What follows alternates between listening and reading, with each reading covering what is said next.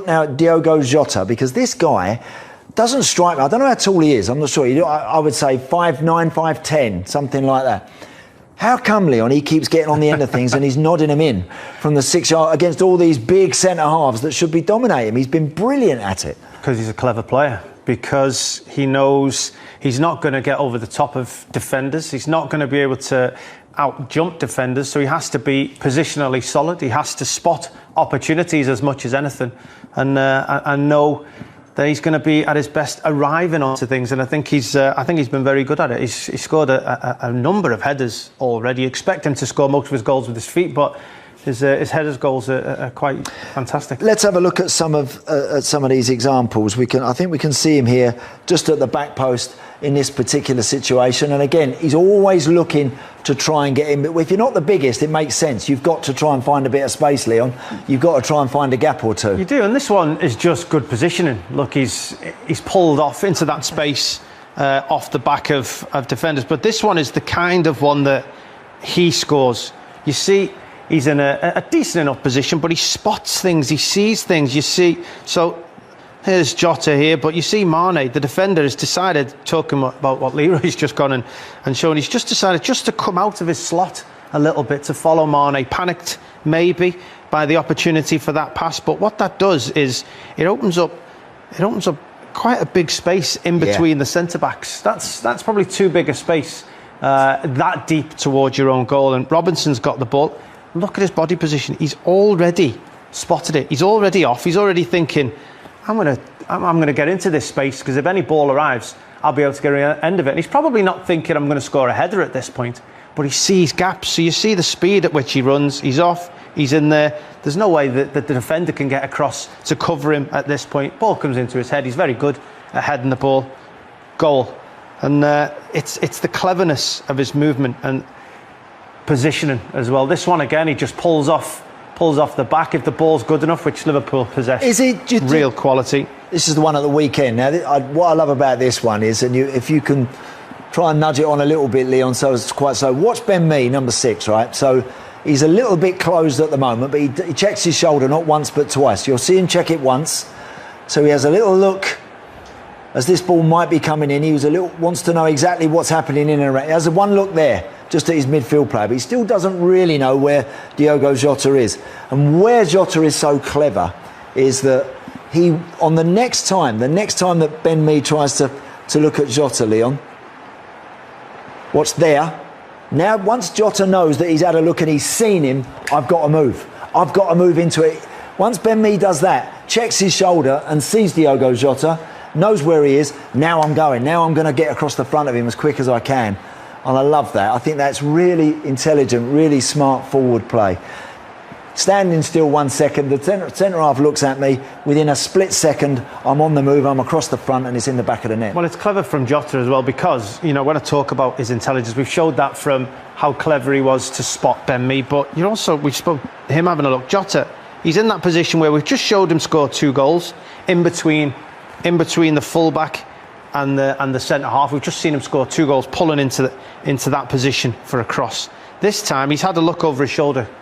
He's now spotted, I'm not the back man anymore, Salah's there, so I don't need to be this back position. I can now get myself across the face of the defender, and as you said, we've just showed about Ben Mee, but he now looks forward, he sees, oh, look at that gap. I don't need to be round the back. Ben Mee's had a look at me, he doesn't know where I am now, and it's just those quick, sharp, intelligent moments within the game that get a guy of his height into these pockets of spaces to score these type of goals. And this against Burnley, who, without being disrespectful to Burnley, you'd expect them to be dominant for crosses coming into the penalty area. Yeah. One of the smallest guys on the field has found that little yard of space and scored the goal. Not unlike yourself, by the way, a few times. Used to get in there, I know, with a few little headers. Yeah, I was always out of breath. I had to do it from midfield, though. Right, let's get back to the social hub. Leroy's taking all your tweets, your emails. Leroy, what's coming in? Lots of birthday requests, I'm sure. There's loads of birthday requests. They love me, don't they? But no, not really. But anyway, Andy, look, what I want to talk about is, you'll remember this, and I'm not sure Leon will remember this, when your squad number wasn't your playing number. Yeah. In Burnley at the weekend. back in the day, Leon, you won't remember it because at the weekend, Burnley had a 1-11, which I found was absolutely incredible. Apparently, this hadn't happened since 1996, 24 years. 1-11. And I just wondered, Andy, what was your number? What was your favourite number? Down the years, I had 4 for quite a while. Number 4. Number 7, and then I was 16 when the numbers started going here, there and everywhere. Well, I was 9, and then when I got dropped, I was 12. It was that simple. I hated 12. So when I saw 1-11, and when you walked into the ground and you saw your shirt hanging up and you knew you were playing, and it was absolutely wonderful. And the other thing, they're all in the right positions as well. 3 at left back, 2 at right back, 2 centre halves, 5 and 6. It was incredible. It was such a throwback, and I really enjoyed that moment with Sean Dyche, just showing what 1-11 meant to us older players.